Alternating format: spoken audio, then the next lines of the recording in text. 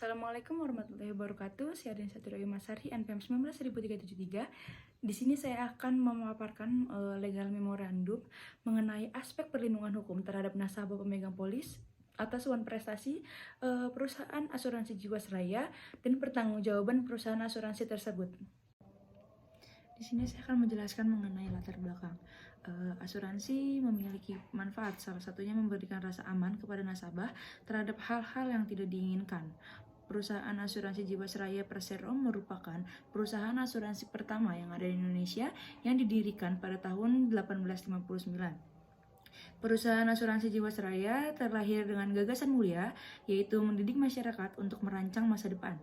Namun, pada tahun 2018 akhir terjadi permasalahan mengenai perusahaan asuransi ini. Perusahaan asuransi Jiwasraya menghadapi tekanan likuiditas yang mana menyebabkan keterlambatan nilai pencairan klaim terhadap pemegang polis asuransi. Pada tahun 2018 tercatat penundaan pembayaran dilakukan untuk 711 polis produk bank assurance senilai 802 miliar. Perusahaan tersebut pada tahun 2019 tercatat menanggung tunggakan pembayaran klaim jatuh tempo pada 1.286 pemegang polis dengan nilai bunga 96,58 miliar. Perusahaan asuransi Jiwasraya telah bekerjasama dengan beberapa bank dalam melakukan pemasaran terhadap produk bank asuransi yang dikenal dengan saving plan.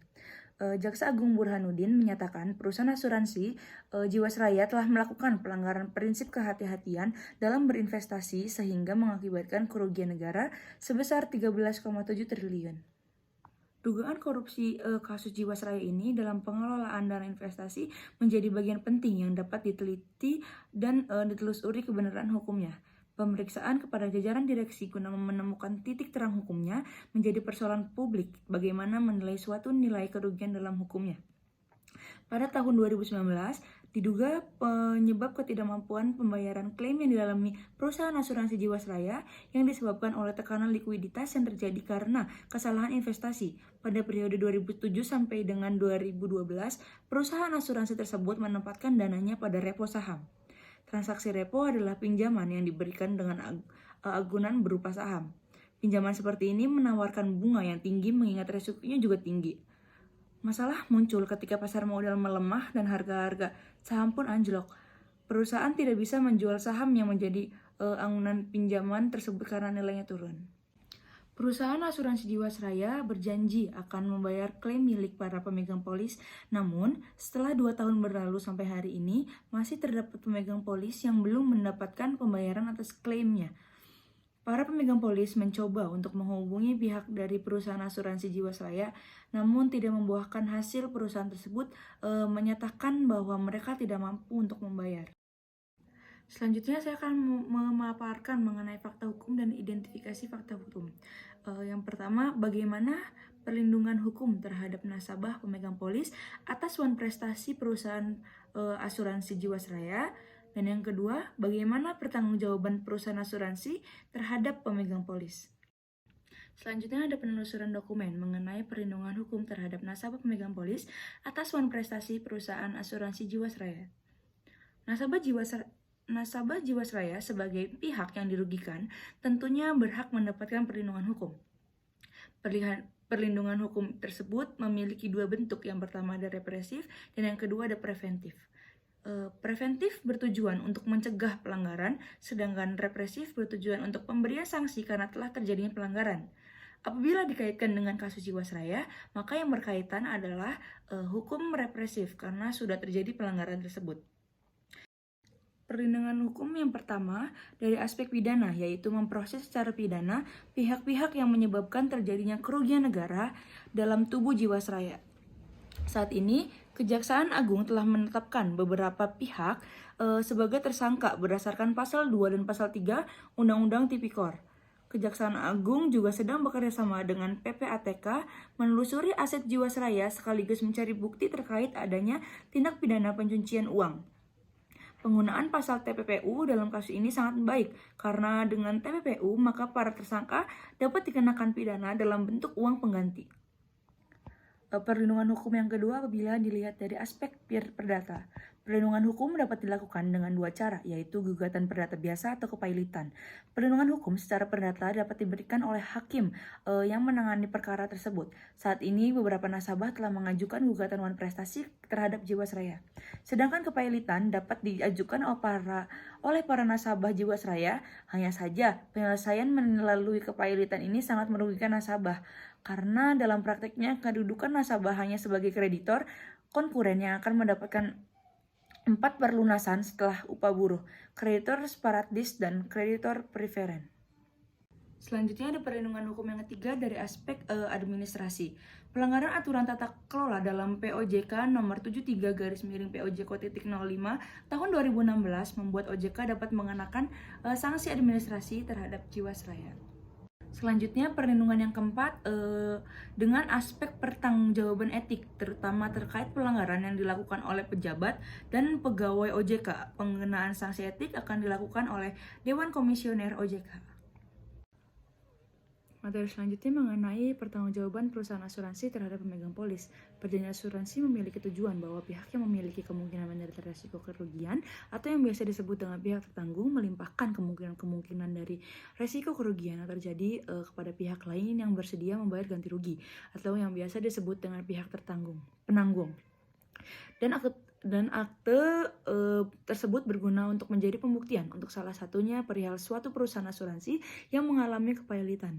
Perjanjian asuransi jiwa berlaku apabila telah ditutup atau telah ada penyesuaian kehendak. Dalam hal ini berarti bahwa walaupun tidak ada polis atau polis belum terbit, telah melaksanakan hak dan kewajibannya dan dapat dibuktikan dengan bukti-bukti lain, misalnya dengan kwitansi pembayaran premi.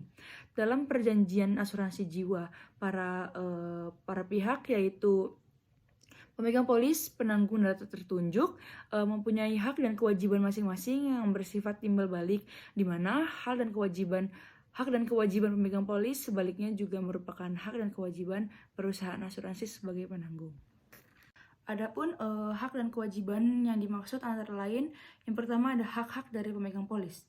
Yang pertama ada hak untuk mendapatkan ganti rugi apabila terjadi evenement menurut pasal 1 ayat 1 huruf B Undang-Undang Nomor 40 Tahun 2014 menyatakan memberikan pembayaran yang didasarkan pada meninggalnya tertanggung atau pembayaran yang didasarkan pada hidupnya tertanggung dengan manfaat yang besarnya telah ditetapkan dan atau didasarkan pada hasil pengelolaan dana. Berdasarkan ketentuan tersebut, pembayaran uang santunan pada pemegang polis atau tertunjuk wajib dilaksanakan oleh penanggung apabila telah terjadi evenement atau meninggalnya tertanggung sebagai timbal balik atas premi yang dibayarkan oleh pemegang polis. Yang kedua, hak untuk mendapatkan jumlah pertanggungan apabila tidak terjadi evenement dalam masa asuransi. Pada masa asuransi jiwa berakhir tanpa evenement, pemegang polis atau tertunjuk berhak mendapatkan pengembalian sejumlah uang tertentu dari penanggung sesuai dengan perjanjian dalam polis. Selanjutnya mengenai kewajiban-kewajiban dari pemegang polis atau tertanggung. Yang pertama, kewajiban membayar premi kepada penanggung.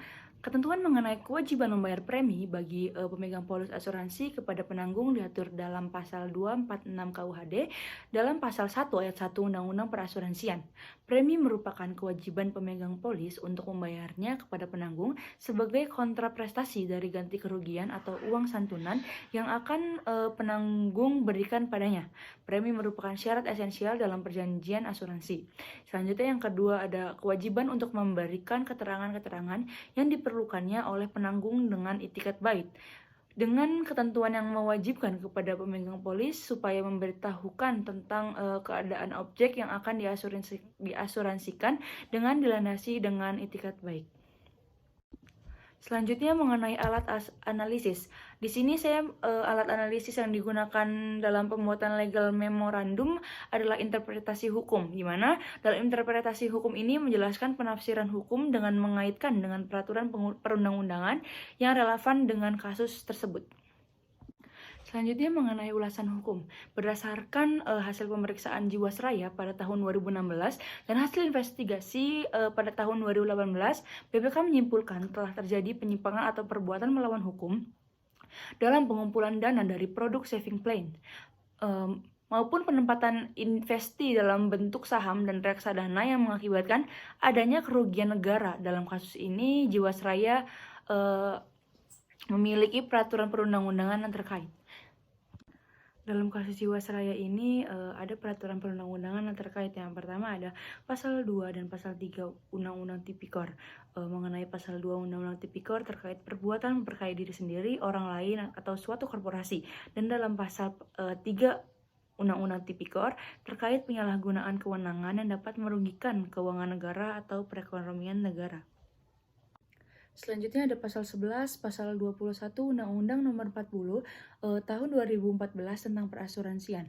Pasal 11 mengatur tentang kewajiban tata kelola yang baik bagi perusahaan asuransi, dan pasal 21 ayat 3 mengatur dalam menginvestasikan kekayaan nasabah, perusahaan asuransi wajib menempatkan prinsip kehati-hatian. Selanjutnya dalam pasal 97 ayat 3 Undang-Undang Nomor 40 tahun 2007 tentang perseriusan terbatas yang mengatur tentang pertanggungjawaban pribadi direksi. Pada kasus Jiwasraya, BPK mencium adanya kesengajaan direksi mencatatkan laba semu pada laporan keuangannya. Penunjukan pejabat bin eksuren yang tidak sesuai dengan ketentuan, dan pengajuan cost of fund atau COF tanpa melibatkan divisi terkait. Pasal selanjutnya ada pasal 32 ayat 1 Undang-Undang Nomor 21 tahun 2011 tentang Otoritas Jasa Keuangan atau UU OJK yang mengatur bahwa apabila ditemukan keterlibatan pejabat atau pegawai OJK dengan suatu kasus, maka Dewan Komisioner yang akan menegakkan kode etik. Selanjutnya ada pasal 90 Undang-Undang Nomor 8 tahun 1995 tentang pasar modal. Undang-undang pasar modal ini melarang adanya tindak penipuan dalam pasar modal. Berdasarkan investigasi BPK dalam kasus Jiwasraya, terjadinya penipuan dalam bentuk jual beli saham dan reksadana yang tidak mencerminkan harga sebenarnya.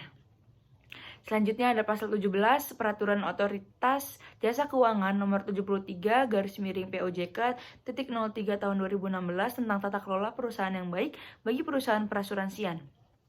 Di sini melarang direksi melakukan transaksi yang memiliki benturan kepentingan, memanfaatkan jabatan atau menerima keuntungan pribadi dari perusahaan.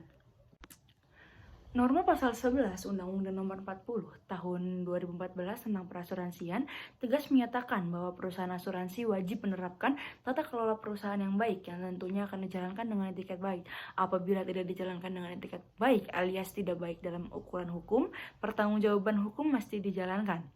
Dalam Undang-Undang Nomor 40 tahun 2014, selain direksi dan komisaris, pihak pengendali yang diatur oleh OJK dapat turut berlangsung atau bertanggung jawab atas kerugian usaha asuransi sebagaimana yang diatur dalam norma pasal 15. Oleh karena pengendali turut menentukan direksi dan komisaris, keberhasilan tata kelola perusahaan Jiwasraya tidak bisa lepas dari pengawasan OJK. Lain halnya jika pihak Jiwasraya memberikan laporan, informasi, ataupun data tidak benar kepada OJK hingga menimbulkan kerugian usaha, direksi maupun komisaris dapat bertanggung jawab menurut hukum seperti yang dimaksud dalam pasal 74 Undang-Undang Nomor 40 tahun 2014. Dan ketika tata kelola usaha yang dijalankan menimbulkan kerugian, hukum bisa menilai kerugian tidak dapat melulu pada konteks kerugian negara sepanjang direksi dan dapat membuktikannya, karena usaha Jiwasraya juga tunduk pada Undang-Undang Perseriusan Terbatas Nomor 40 tahun 2007. Untuk mengenai analisis hukumnya menggunakan prinsip business judgment rule yang merupakan prinsip yang muncul dari sistem hukum Anglo-Saxon sebagai doktrin hukum yang memberikan perlindungan terhadap direksi dalam menjalankan perannya menjalankan usaha. Jadi, kesimpulan yang didapatkan adalah pada dasarnya asuransi ini memiliki manfaat, salah satunya memberikan rasa aman kepada nasabah terhadap hal-hal yang tidak terduga. Namun, terdapat hal terduga lainnya yang diterima oleh perusahaan asuransi Jiwasraya, yaitu adanya tekanan likuidasi yang menyebabkan keterlambatan nilai pencairan klaim terhadap pemegang polis asuransi yang mengakibatkan wan prestasi. Dengan terjadinya bonus prestasi, nasabah pemegang polis memilih hak dan kewajiban, yaitu hak untuk meminta kerugian yang dihadapi serta mendapatkan perlindungan hukum. Dan perusahaan asuransi pun memiliki kewajiban untuk bertanggung jawab penuh atas tindakan yang telah diperbuat. Dalam pasal 11 Undang-Undang Nomor 40 Tahun 2014 tentang perasuransian telah disebutkan secara tegas bahwa perusahaan asuransi wajib menerapkan tata kelola perusahaan yang baik, yang tentunya akan dijalankan dengan etikat baik. Apabila hal tersebut tidak dijalankan dengan baik, maka sanksi hukumlah yang harus dijalankan. Dan saran, menurut saya, dengan adanya restrukturisasi polis perusahaan asuransi Jiwasraya ke IFG dinilai dapat menekankan liabilitas seluruh polis, sehingga bisa lebih menghemat dan mengurangi kebutuhan penyelesaian polis. Terima kasih.